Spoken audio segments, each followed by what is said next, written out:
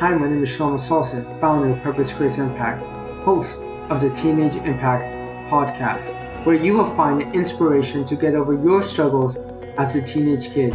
I was bullied, had anxiety, depression, had friends pass away, and battled confidence issues for a majority of my life.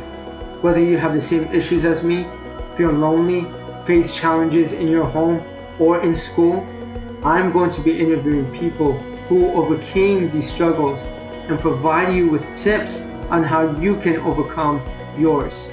By the end of this episode, I want you to rate and comment on what you think of the podcast. This will allow the podcast to be ranked higher and serve more teenagers. Hi, everyone. This is Shelomo Solson, the host of the Teenage Impact podcast. Today, I have a special guest with me, Austin Reynolds. How are you, Austin? What's up, everyone? I'm Austin Reynolds. I'm doing pretty well, my man. How you doing? Good. I'm so grateful for you to have you on my show, and thank you for doing this. For those who don't know Austin is a phenomenal person and someone who's been through a lot of adversity. Born with dwarfism, and then at the age of 15, he was paralyzed. And he overcame a lot of struggles like lack of confidence. He was worried about what other people thought of him. He went through social anxiety. He overcame all those challenges, and now he works for the Miami Heat, staying positive. It's crazy when you put it all like that, but yeah, man. You know, life is hard. Life is really tough. I truly believe everyone goes through their own type of challenges, and how you look at it is what really matters, not what you go through. It's all about the mindset. And Austin, how about you tell everyone what you've gone through? I'm sure your story sounds a lot better than mine. Absolutely. No, that was a good pump up, warm up, and everything. I appreciate that. But a little background about me is I was born December 28th, 1994 in Norwalk, Connecticut. I was born with dwarfism, so my parents were knew that I was going to have dwarfism prior to being born. And it just so coincidentally happened that my name was supposed to be Forrest because my parents were working for a rainforest animal foundation at the time.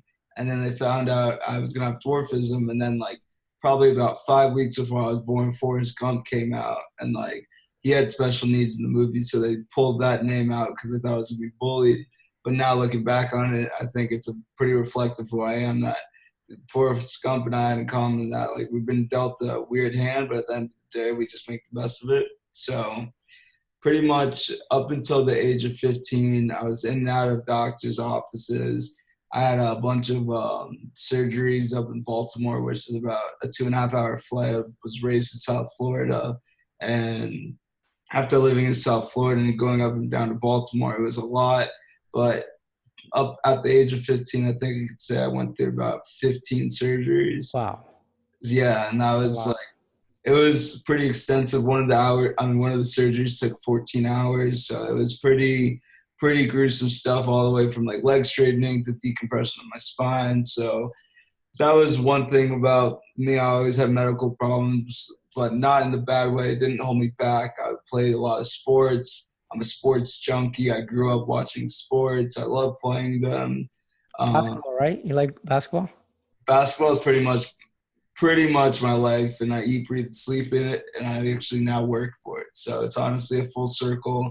I truly love the game of basketball. I think the culture, what follows behind the NBA and now the WNBA, is quite incredible because it really just shows that anyone could go from being someone in the streets playing basketball to being a multi-billion-dollar athlete such as LeBron James or Michael Jordan. But at the end of the day, it kind of just shows, it opens doors that anything's really possible. And that's truly what I believe, that anything that you put your mind to is achievable. There's nothing that can or will hold you back. So it truly is a game that I enjoy watching. Now I have a privilege of working for the Miami Heat. But a little more background about my early on life is I grew up watching sports, playing sports. Never had other major medical problems. I had some surgical things that I need to get done due to my dwarfism, but nothing out of the ordinary. Fully walking, the one thing that was ordinary about me walking was one step for you. Like as a normal length human is four to three steps for me. So walking got very tired very easily, and like we had one where me and you walked together, I'd be a lot more tired than you were. So I always had some sort of benefit in some way. I had like a Razor scooter, so like a mock Segway, like not a real one, but like something that like would help me just get around. And so I had those things. And then right before I went into high school, I was supposed to get a normal, simplistic leg surgery, and it kind of was the decision that I was at a small private school for middle school, was there K-8, and after all that, kind of was like my parents are kind of just like, look, you really need to get this stuff done at some point in your life. It's a big moment of transition, might as well get it done. You know, everyone, the teachers will help you. Decided to pull the trigger, got the surgery. Didn't know that on January 27th, 2010, that'd be the last time I'd ever walk unassisted, because after that accident, I never fully recovered. I didn't really know that until November that year. So during the whole after surgery recovery process, there was no, I would say the recovery time was supposed to be 4 to 6 weeks. And on the 5th to 6th month, we started seeing some red flags. And we started seeing some red flags, got on the phone with doctors, tried to see what was going on. Then went into high school, and I was kind of back to walking and riding my Segway using a cane, not really accepting the fact that I was couldn't ever walk again, didn't even fathom in my head. And then I went in November that year, after they deemed that I had a spinal compression. They had to do another surgery, and the whole algorithm that they gave me that resonates most with people is, let's imagine my spinal cord being carpet. And you know when you go to a new home and you move your old couch from that old carpet, it's still indented. Mm-hmm. So imagine my spinal cord being the carpet and the pressure being on the spinal cord. They essentially moved the couch, and now it's levitating back up. But that was holding the thing, then not letting the nerve paths and nerve endings get to the feelings in my legs.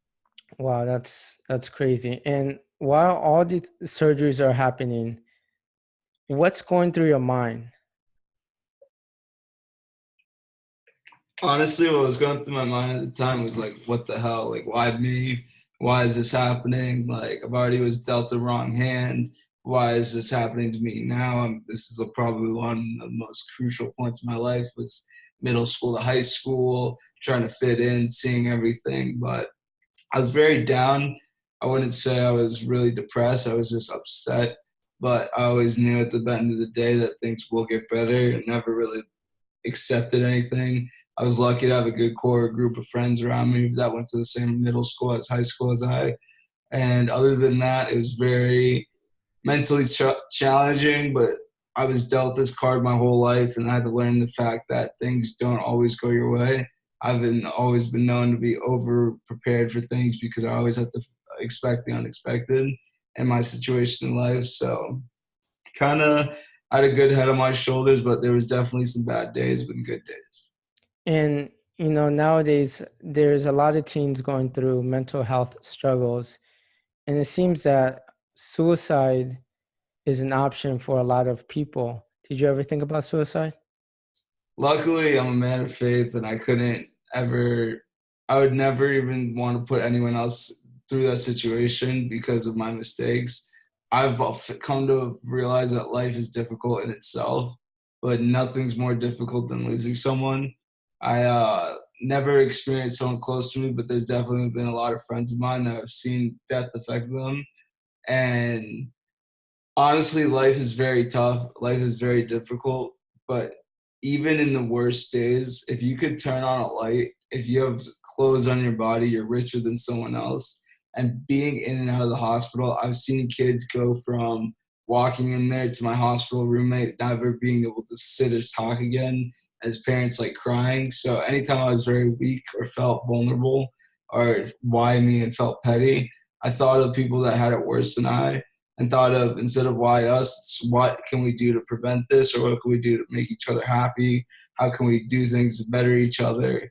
And it's just one of those things that you can never let it truly get to you, because all the negativity will eat you alive. And if you have negativity in your life, you're just not going to be happy. It's so true. And going back to my when I was a kid, I know I used to always question why every grade I would get bullied, why I would move on to next grade thinking that things would just get better. And year after year, I was always the main target in every friend group. And I always questioned why I wasn't talented, why I wasn't good in sports, why I wasn't in school. I worked really hard. I got good grades, but I wasn't naturally smart. And now it makes sense because it taught me a lot of persistence and not to give up. And it's all about the mindset. Mm-hmm. And just going off of that, I saw one of your interviews recently with Casey Adams, and you talk about how when they told you that you weren't ever going to be able to walk again, that you're paralyzed, all you can think of is like, my gosh, like you thought really negative, but then you go back and thought about your two people that were in the hospital with you, correct? Absolutely. And It's who were they? No, it's like kind of the story that I was just saying before. Is like when they first diagnosed me, they didn't tell me right off the bat. They said, you have to go into this rehab facility for the next 30 days. Your body's very sore. You have to like do the special physical therapy and like rehab your body into the best shape. So not knowing anything, pretty much, we all agreed that it was probably the best idea to be close to the doctors and everything. And for the first about 2 weeks, I had a private room. And then in the second, pretty much time, like second 2 weeks, there was this kid that I was roommates with, Brian. There was this kid named Brian, and he pretty much was a normal 13, 14-year-old, I believe, was just running through Philly, was running with his friends, and all of a sudden got hit by a drunk driver, literally out of nowhere. And he literally was paralyzed from the neck down. I was literally next to his parents grieving with all his friends for 2 weeks, literally praying that he would wake up and just like say something, while I'm just sitting over there complaining that like I can't feel my legs. So that really put it in perspective, because my dad literally told me like any days I'd get pissed, he would like kind of give me a good old reminder, like, look, like kind of sucks what happened to you, but like at least, like, unfortunately, he said, like, at least you're in better circumstance than the person right next to you. So anytime I feel really depressed, really upset or anything like that, I kind of really think about that, realize, wow, that could be me. That, like, it could happen to anyone. And just I'm truly blessed to be in this position. Mm-hmm. And you said you also lacked confidence. Were there any situations that you could think of on top of your head in middle school and high school where you told yourself, I'm not good enough, or you were worried about what other people were thinking? So pretty much everywhere where I go, it's very common for people to see me. I'm a very noticeable guy and approachable person. And it's a blessing and a curse at the same time. It's really nice knowing a lot of people and like going out on a lot of things. But like it's also to the point where anywhere you go, it's kind of like you don't know who you're going to see and how they're going to perceive you. Like it's going to be either a nice person or it could be an asshole. Like it's a whole perception thing. So growing up, I kind of always not been a homebody, but preferred to like, now in my later stages of growing out of it, but before, like, I wouldn't want to be like the kid that went to parties because I didn't want like my wheelchair taken up or they didn't have a ramp. And so like those are the type of things. I didn't initially want to be put in a power chair like the chair I am now, because I was scared of what the perception of others would be. There's a lot of my little tedious things that get in my head that I see, and like it was very difficult, but at the end of the day, it was you have to break your comfort barrier or else you'll never do it, because there's been plenty of times where I've been so nervous I didn't want to do it, but literally just put my head down and I come up smiling almost every single time. So my advice on if you want to get out of your comfort zone is as simple as just do it. Like if you're in this situation where you feel complicit and you don't know how to handle it, you don't ask mom or dad, brother, sister, best friend, uncle. You kind of just look at yourself in the mirror and you're like, I've got this, and just do it. Was there one specific moment where you said, you know what, forget what everyone else thinks? Or was it like a compilation of like a buildup of moments that got you to that point? It's a good question. I make you think. Yeah. Because some people, they just have that, wake up call. They're like, you know what, forget what everyone thinks. And other people, they go through struggles and then they care, then they don't care. Then it's kind of like a skill that they're trying to build up to. I would say there's two chapters to my point of care, because when I was in high school, it kind of stopped losing my active care towards the end of my senior year. It took me all the way there. And then in college, I would say it was after like my sophomore year. Gotcha. But it was kind of there's no specific life moment that was kind of just changed my life where I was like, I got to think about it. But it was the fact that I was just annoyed of just honestly not wanting to feel comfortable in those situations and just being stuck at the house and they're just stuck doing the same thing repeatedly day and day. Pretty much, I didn't want to fit the stereotypical person, unfortunately, in a wheelchair. I wanted to define the odds and break barriers. And besides your dad telling you, reminding you, hey, there's other people out there that have it worse, what did you do to have a more positive mindset? I honestly read a lot. I looked at a lot of Facebook, Instagram, bunch of people who just spoke motivational stuff and studied them. I literally would buy their books. Gary Vee was a big one. I literally would listen to them. I would find what I was attracted to, which was music, sports. Looked at this was prior podcasts that were 2019 podcasts, so I didn't know that you could literally go on an app and listen to people talk. But I would look up TED Talks on YouTube. I would literally look up I would play video games. I would just figure out new things I would thoroughly enjoy and passionate about and pursue them and get a better knowledge. Like took a photography class in high school and a piano class in high school that like shouldn't have taken. It was a complete waste of time, but it's what I enjoyed. Like it was cool. I enjoyed it. And that's what it's all about.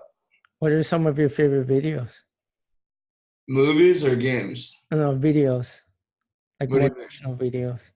Favorite motivational videos? I would probably say Eric Thomas, the hip hop teacher. If you can't breathe, if you want to breathe as bad as you want to succeed, then you'll be successful. I would say him. That's powerful. Yeah, nah, he really sets it off. There's a lot of Sylvester Stallone like motivational videos about him doing Rocky. Like these actors, man, just actually have to put in the work as well to make it look like they're like that. It's not glitters and rainbows, as he says.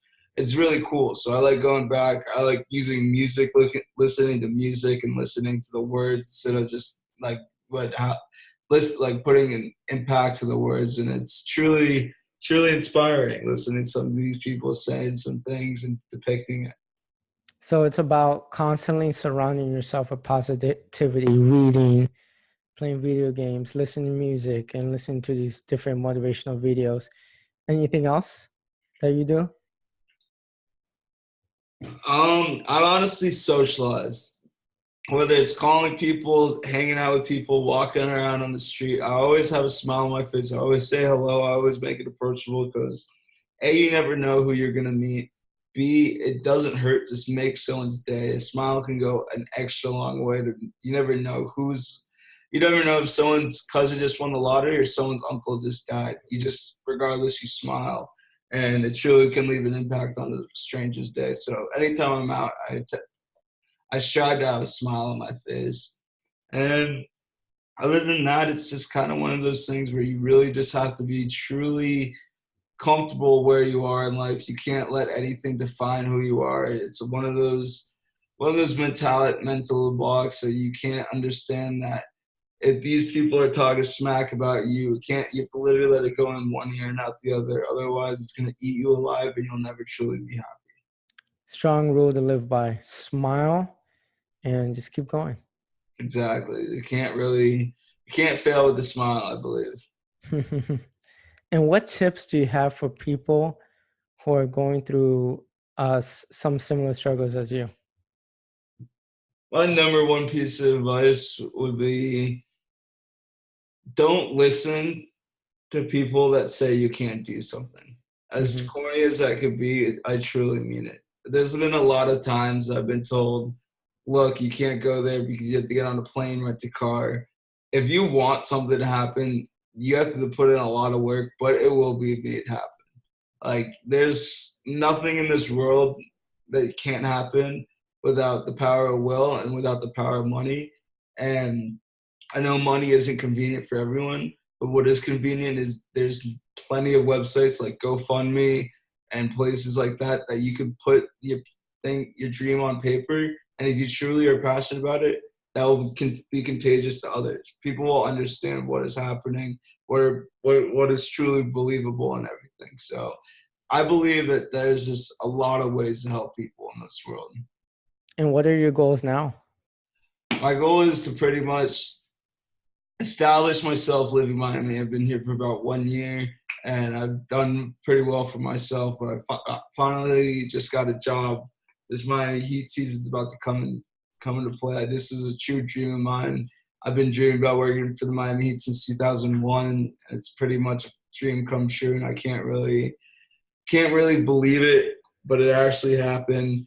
And my goal is to just strive at work and then continue doing physical therapy and continue to do my Miami project and understand that even though I'm in this situation, there's a chance of me walking it again. So always improve every single day, which includes working out, eating well, and just honestly just putting my head down and grinding.